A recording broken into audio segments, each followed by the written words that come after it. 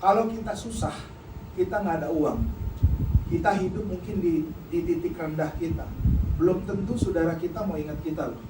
Belum tentu saudara kita tahu kita loh.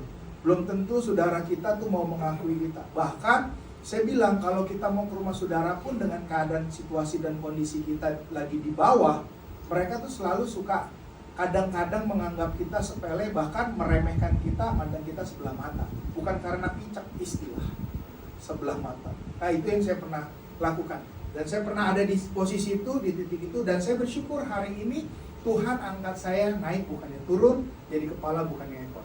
Itu semua bukan karena saya hebat, tidak, saya tidak ada hebat-hebatnya sama sekali. Saya bukan karena kekuatan saya, tidak, itu semua murni karena belas kasihan Tuhan, anugerah Tuhan dalam kehidupan saya. Saya boleh ada sampai sekarang, dan saya boleh mengalami hal yang naik dan bukannya turun itu. Karena apa? Karena Tuhan. Hidup saya bergantung, bersandar, mengandalkan Tuhan. Kenapa saya bilang begitu? Pak, Bu, saya mau cerita sedikit. Saya ini cuma lulusan SMA. Apa sih yang bisa dibanggakan atau apa yang bisa jadi lebih dari seorang yang cuma lulus SMA? Paling kalau kerja cuma batasnya di OB, bener ya?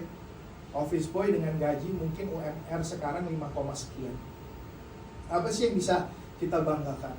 Nggak ada. Kenapa saya cuma lulus SMA? Karena pada waktu itu saya sempat berpikir, saya punya cita-cita, karena saya main musik, saya main drum, saya mau kuliah di salah satu universitas di Amerika, namanya Berkeley atau UMI.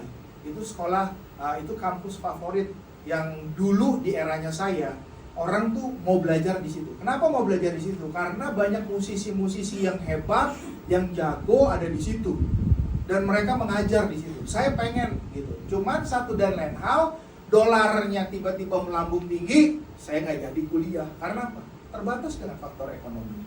Nah, saya bersyukur akhirnya saya cuma jadi sekedar pemain musik gereja. Singkat cerita, Tuhan angkat, Tuhan percayakan main di sekuler, dan saya masuk jadi seorang drummernya artis yang mungkin Bapak Ibu pernah tahu dan dengar.